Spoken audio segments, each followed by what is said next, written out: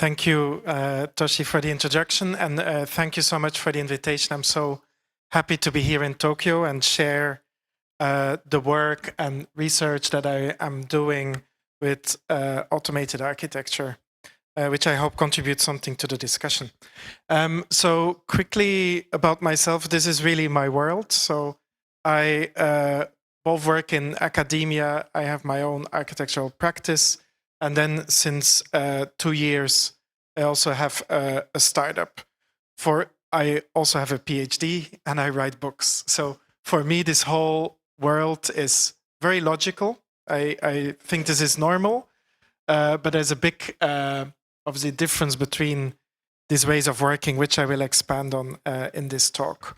And so broadly speaking, the relationship is initially about 10 years ago, we were doing really experimental research at UCL, the Bartlett School of Architecture, making all kinds of crazy experiments with computational design and robots. So for example, we were assembling this kind of chair with a robot that was just picking little timber building blocks and was automatically making lots of versions or 3D printing this kind of chair with a robot. And that ultimately then led to 10 years later to doing a startup, which is building a new industrial model for housing production. So initially you would think that these chairs have absolutely no meaning and are just playful, and you would never think that it will ultimately 10 years later result in a technology company. And the same thing with my architectural practice. I was doing lots of installations in museums and at biennales, and then ultimately that work, these experiments with computational design and new fabrication ideas, ultimately then again lead to our as a startup. And I like to contextualize this a little bit first. So actually this was very normal for architecture to do this. So architects actually used to develop technology. Architects used to be entrepreneurs, and architects used to do startups. It's just today that this is no longer normal, but in history it was normal. So we can first go back 600 years. So 600 years ago, the architect Brunelleschi had to build the biggest project of the time, the Duomo in Firenze. And to do it, he started a company. And to do it, he developed new technology. He developed very beautiful, interesting machines that would help realize this project that otherwise was not possible. So it's really interesting that if we go back to the very early definition of the architect, it was someone who would be an entrepreneur, who would develop machines to do the craziest projects and the biggest challenges of the time. So this is actually, I would argue, the normal way of being an architect, is doing this. So let's go back 100 years ago. So also 100 years ago, the normal mode of practice for the architect was to be a technologist and an entrepreneur. These people, Ray and Charles Eames, Walter Gropius, one of the founders of the Bauhaus, or Jean Prouvé, they all were too impatient to wait for the world to buy their work, so they just started doing it. They just made their own companies, they invented their own building systems, they invented their own software and tried to change the world. And there's obviously a fantastic history there also with the very origins of CAD software, which were developed at the MIT Media Lab by people like Nicolas Negroponte, where we can also look at. So this is just a list, and it's not a full list, of all of these characters who at some point decided to change the way that the industry works, who started their own companies, and who tried to really rewire the building, the way that we built. And it starts with Frank Lloyd Wright. It goes to Walter Gropius, to the Bauhaus, and then a lot of other interesting characters. And I will now just talk a little bit about one of my heroes, who is called Conrad Waxman. A lot of people forgot about him, but he was actually one of the most influential architects, and I think really a prototype for how we could practice architecture today. A prototype for how to be an entrepreneur, a technologist, and a startup founder. So this was the world of Konrad Waxman. And it's actually very similar to my world. So he was both doing crazy experiments. He was developing building systems. He was writing, publishing books, teaching. And he was developing machines. And so 100 years ago, Waxman was working for the largest timber company in the world, which no longer exists, in Germany. This company was already doing modular prefabrication 100 years ago. And they were building in 1920. So this is before Le Corbusier was developing his projects. They were already building industrialized houses built in a factory and exploring a new architectural language like this project, which is truly incredible. So this is 1925, 100 years ago, made in a factory, not with robots, but by hand, but made in a factory, brought to site.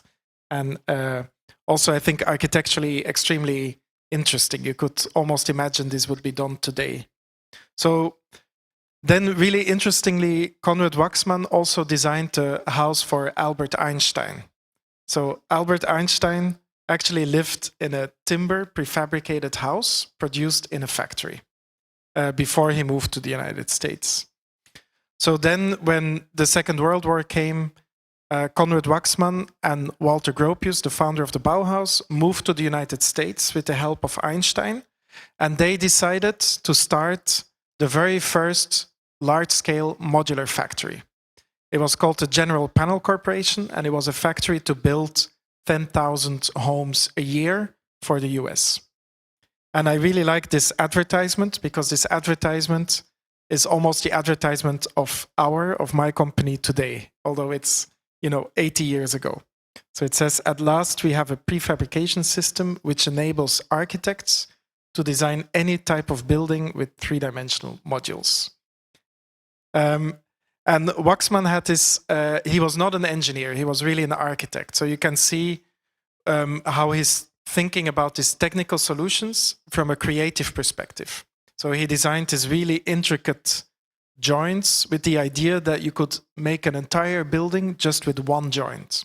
So you would solve every connection, floor to wall, just with one joint, which is a very radical idea. It's the type of idea that only architects can come up with, because architects essentially don't solve problems, they make new problems. And unlike engineers who solve problems. So the new problem Konrad Waxman invented is the fact you need one joint, not multiple joints. And then they built a factory with machines making wood panels. This factory is still there today. It's one of the terminals of LAX, the airport in Los Angeles. And from this factory, they were producing these kits of parts that were shipped to the building site. And ultimately, what is really interesting, they were not thinking to do every building as exactly the same building. They were actually thinking that architects could design with the system and you could have an endless amount of architecture. So the buildings would never be the same. They would always just be a combination of the same repeating timber panels, which was a fantastic idea and actually kind of a computational design idea, although it was done 80 years ago. And then they built about 200 of these houses, and then they went bankrupt. The factory closed only 1 year after opening. The reason behind this is that the factory was too expensive, and they were really struggling to sell the houses all over the United States, and they had not considered really the economics of this factory, which, funny enough, even today is still a problem. So then Waxman moved on to his next big thing, which was inventing the space frame truss in steel construction and dreaming up both this kind of very beautiful, fibrous, abstract structures and working on these extremely large airport halls and structures with space frames. And then he concluded his career with something that a lot of people don't know, but one of the very first robot arms in history was invented by Konrad Waxman. So he built this very beautiful machine, which is called the location orientator. And it would allow you to precisely place an object in 3D space operating with 7 degrees of freedom. So this is a robot arm, as we know them today, without the motors. So you would manually do it, but you would be able to precisely move an object in space. Super interesting. So basically, this is the story of what architects used to do. This is normal. We just don't do that anymore as much as we used to do it in the past. So that's an interesting question to ask, like what really happened to architecture today? Because technically, today we have so much more possibilities than 100 years ago. So what happened to architectural practice? That today we are mainly doing this, very beautiful projects, which is great. I also think we've never done as much good architecture as today. But at the same time, we lost our impact on society. We lost the capability to really redefine how we build and to make the technologies that support this. And there's also something interesting with all these architects who used to do this 100 years ago, is that they really had this obsession, which I share, with the building blocks of architecture. So they were not thinking about the building, they were thinking about the building blocks, about the process. So not about the final product, but they wanted to redefine the way that we built. And these are just, again, 3 examples. Frank Lloyd Wright, who at some point in the 1920s decided that he was never again going to design a one-off building. He designed a simple square building block, and then he built 27 homes with his system. Then he got bored, and he decided he was gonna no longer work with the system because it was too boring. But this is kind of a typical characteristic of these architects. And that's something that really drives my architectural practice, which is really based not so much on the building as a one-off, but it is based on developing quite intricate systems of making, of fabricating, and of computing that are always based on repeating Lego-like building elements. And so every project is a kind of an investigation into those systems. And my underlying thinking behind this, the kind of motivation behind it, is a kind of statement that by redefining the way that we build, we could also try to scale up architecture and make architecture normal again. So make architecture in large amounts, in large quantities.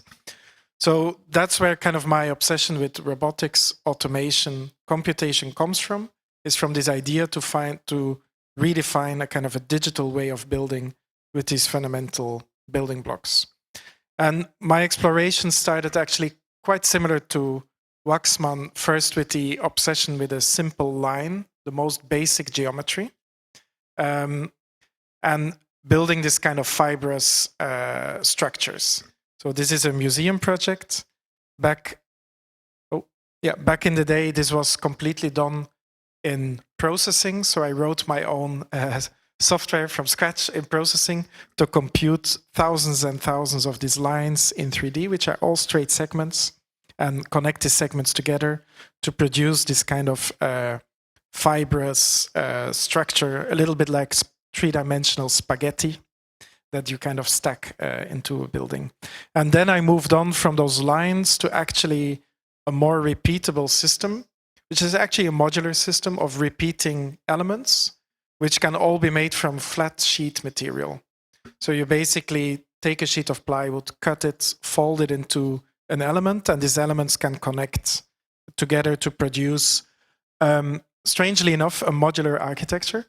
But it's no longer boring. I always think modular architecture is the death of the architect. So this is a digital approach to modularity, where you basically build with a kind of volumetric pixels that are aggregating and that kind of open up an endless amount of possibilities. And the interesting thing is that this is also quite cheap and quite easy to do, because it's just a stack of plywood, CNC cutting, assembling, and then you create this kind of quite extraordinary spaces. And then this could be the kind of building that comes out of this. It's actually 10 years ago that I designed or generated this building. And this building looks very complex, but actually it's very simple. It's just, 3-4 different parts on different scales that are aggregating together to form 3 levels. So it's actually a very boring building. It's just 3 flat floor slabs and a lot of these parts that are accumulating together. And I also think while it's a boring idea, it's a very exciting building because it creates a new kind of aesthetic, a new kind of experience where you don't know if it's made by humans, if it's natural, and where there's no longer any kind of recognizable architectural elements. And then I managed to, try and materialize this and prove that we can build this and that you can do it at the right cost and that it's not expensive and that it's structurally possible to do it. So this is just a small house in Belgium that is, again, very boring, just a roof, a column, and a series of these elements that are put together to make that project. So all these elements are connected with steel cables. These cables tension the parts together and create a stiff structure. If you cut the cables, all of the parts are returned to their original state, and then you can build another building. You could also do this. This is also completely modular, just different angles, but it's a completely modular building, and you could make hundreds of versions of the same building. And then you can also scale it up. This is a concert hall in Germany, where on the left you see the computational process. It's a voxel space. Every voxel contains an abstract element of 2 sheets of timber, and they then connect to just be a rough stack of CLT sheets that are producing everything, all the walls, the floors, etc. So again, this building is just a simple box, but actually there are no columns, no beams, no traditional structure. It's actually extremely radical. It's just a repetition of a single part throughout the building. And then you can do other versions. This is a simple barn also in Belgium that is completely prefabricated out of repeating interlocking elements. And then the last stages of that is to make it super simple and to just make square elements that, again, you can connect with cables together. And then for me, it became almost a game that if I do an installation, I just take my suitcase with elements and then I quickly design a building on the spot. So it's almost like playful. And I think that this is a great version of an automated architecture. So I can design endless amounts of buildings with this system. And you can always take them apart again and reconfigure them. And then this is in a larger scale in Seoul for the Seoul Biennale. So really what this work is trying to do is rethinking what it means to do parts and assembly in a digital way. And the reason behind the work is to try and make architecture ultimately very easy and make it possible to scale it to large quantities. So this work I was in parallel also exploring at the university at the Bartlett School of Architecture, where we could actually then program robots that would make those parts, start to assemble those parts together. The academic background of the work is inspired by the Wyss Institute at Harvard or by this work by NASA, where you have these crawling robots that are assembling discrete elements together into kind of modular structures, but they're also strangely organic. So we imagined these projects where you would have these robots that are able to climb the structures that they are building and deposit this kind of elements. And I'll just show you a quick video of one example research project. So the orange element is a robot, and the white element is just a brick, a building block. And the robot can essentially take those elements and start assembling them together, and it can collaborate with other robots to get a structure. And then this is in the Bartlett, where we are trying the prototypes of these robots flipping and walking through the corridors and trying to assemble various structures. And then we used also, this is about, I think 8 years ago, we then also started to simulate this with larger, just with the robotic arm to understand the movement, but also started to use reinforcement learning to train those robots to to learn about the assembly that they are making.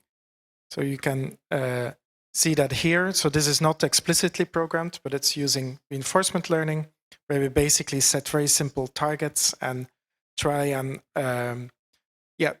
train those robots to understand how they can navigate terrain and achieve a simple goal.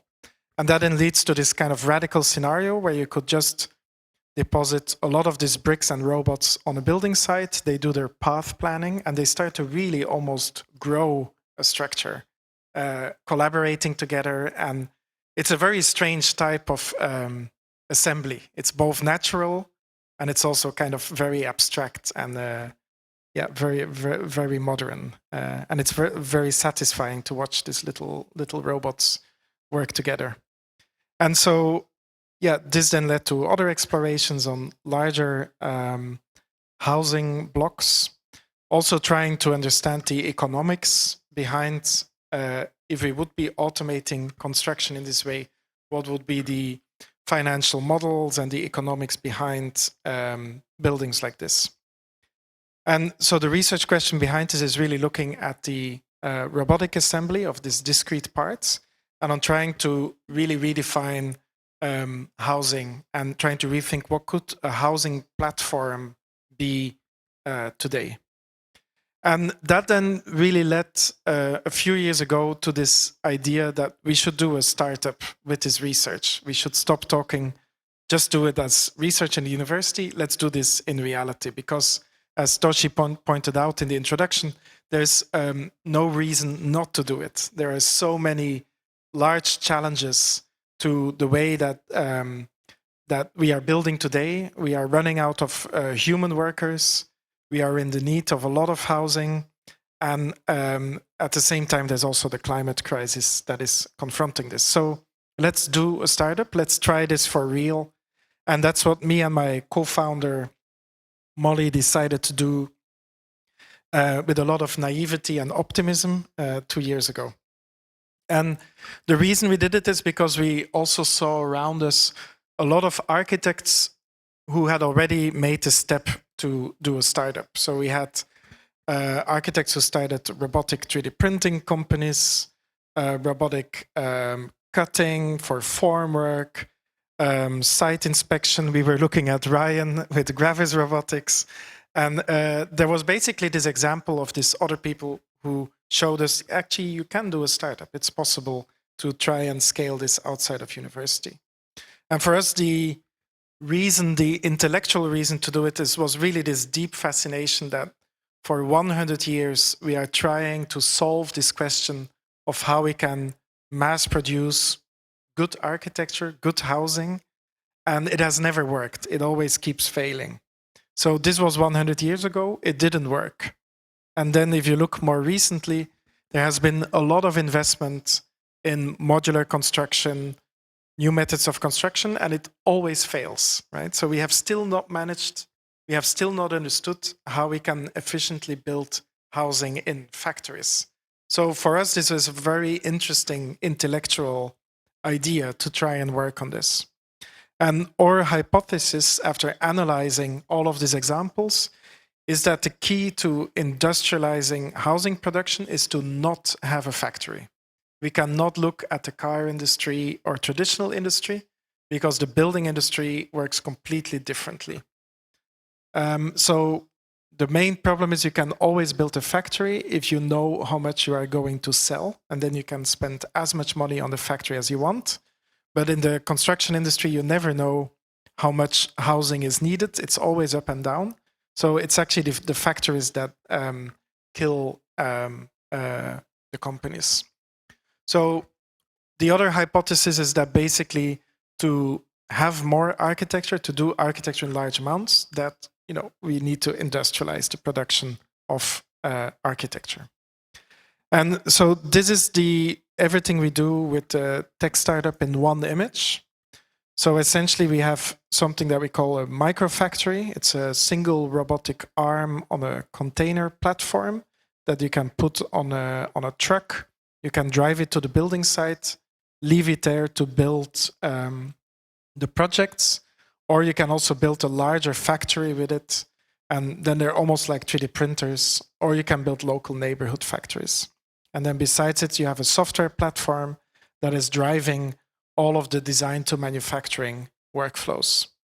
So this is kind of the tech stack. So we have Master Builder, which is this generative manufacturing software, the brain, and then we have the robotic microfactory, which is a very simple pop-up factory in a container that we rent out to builders.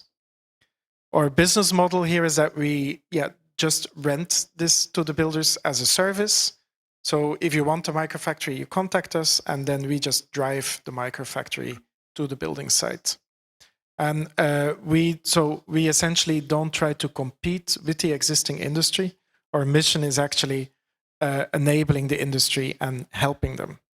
And the big innovation is essentially that, yes, you don't need a factory. You never need to invest in a factory. You don't lose money on a factory. We just send the factory to you when you actually need it. And here you can see one of these factories in operation. This is one of the early versions. So it really works very similar to a 3D printer, that you just put in standard timber material on a pallet. The robot will scan the pile of timber. It will bring the material to an automated saw. It will cut it to size. And then it will bring it to a work table. And there it will nail and assemble the timber together.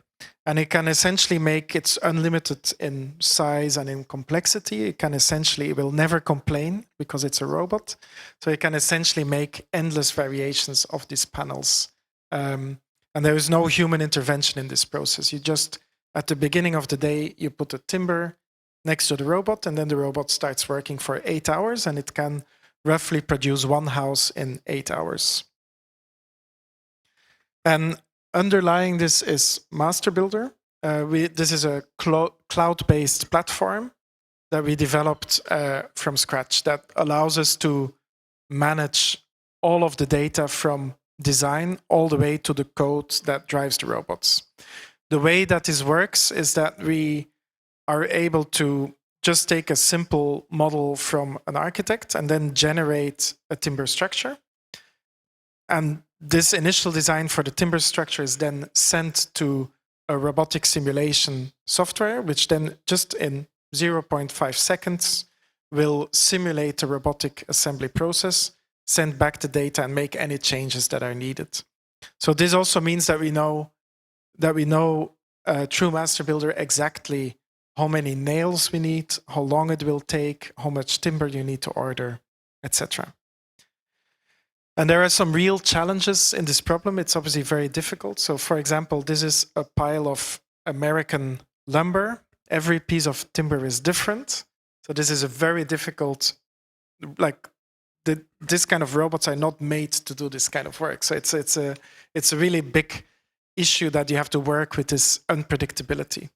So we managed through the use of a lot of sensors to essentially kind of train the robot to be able to work with this low quality timber with the cheapest material and make a panel in the end that is millimeter precise. And the reason behind that is essentially the fact that we always generate the robot code. So we are not manually programming the robot. The robot makes, in the end, its own decisions on the fly. And through that, it can adapt to its movements and its directions based on the type of timber. And as a company, for us, it's really key to work very closely together with the industry. So the reason that we managed to go really fast in developing all of this technology is that we immediately started to ship our robots to builders, even though sometimes it was a very bad idea to do it. But basically, we got a lot of feedback early on what was working and what is not working. And it's really key there to say that for us, our customers, our clients are actually more partners, and we really kind of take them on board in this process. So now I will walk you a little bit through how we developed this, like how we try to prove the hypothesis that the problem is the factory, let's not do factories. So a little bit the journey of starting this startup. So we started initially during COVID, during the pandemic, because essentially we were all locked up at home and we had nothing to do anymore. So me and my co-founder were like, oh, why don't, this is maybe a good moment to do a startup. So we first built our own little office made out of this repeating the first versions of a building system, and started to work from there. Then we also built a temporary factory to just start trying out how this could work. There were no robots. This was just humans initially building all of these building elements. We were doing lots of experimental pavilions and installations, but also developing experimental software alongside of those projects. So we were working together with like local communities to build together and try and investigate the system. So this was still very non-commercial. This was also kind of an experimental project where we were trying out, kind of speculating on how this could work. So for example, this is a building just with one building block that aggregates kind of together, and it's a prototype for a housing project. And so you can kind of imagine how you could live there. And this was, kind of in a way, kind of fundamental prototype for affordable housing. And this structure, although it's very maybe still artistic and experimental, attracted the attention of ABB, which is one of the largest robotics companies in the world. And they saw something in that, and they were like, actually, you guys are quite interesting. Let's work together. And we started a strategic partnership with ABB on the basis of this project. So that then led to the very first versions of the startup. Back then we were thinking that we were actually going to build small factories, not mobile factories, but not on a container, but just kind of small factories, still with quite a lot of robots and still requiring a space. And we were then imagining that you could kind of generate different scales of these factories, accumulating robots. We were also thinking it was a great idea to make these volumetric units. And so then we learned that all of these ideas were completely wrong and they were never going to work. And we pivoted all of this around. So we managed to get the first factory with ABB in their own headquarters in the UK, building small projects to learn very quickly and turn them around really fast. So we started to just sell as a contractor. We became our own contractor. We were delivering complete projects, including windows, electricity, etc., where the robot, we were kind of training the robot to do all of those projects and kind of trying to understand the problem better. So they were very, very beautiful projects where we made everything from scratch. Even the windows we built just from scratch. And all of these buildings, these tiny garden studios, are all a little bit different, which was kind of proving this idea of making these simple building blocks, which could result in endless variations, which is the same idea that was driving the General Panel Corporation of Conrad Waxman and Walter Gropius. So these are all the garden studios we built, which I already thought was quite interesting, that you can make that kind of variation and adaptation. And then we got our first factory space, initially without a robot. We just rented this space in London. Then we bought a second-hand robot from a car factory and started to investigate the first versions of the building system. And this then actually convinced investors, so it allowed us to raise some initial funding rounds to then be able to expand and open a first factory with a building company. So this is a very normal contractor in Belgium that opened the first mini factory with us and immediately started doing the first projects. So this robot built some initial housing and smaller prototypes together with the contractor. So this was built by the contractor with our system. And then we learned that our system is way too expensive because this is a very custom system. It's very beautiful, but it also costs way too much money because it's using really specific materials. But what was interesting is that we proved that this system, just as the smaller studio projects, that this system could generate endless versions of buildings on different heights, so both mid-rise, single-family, multifamily. So we felt we were on the right track there.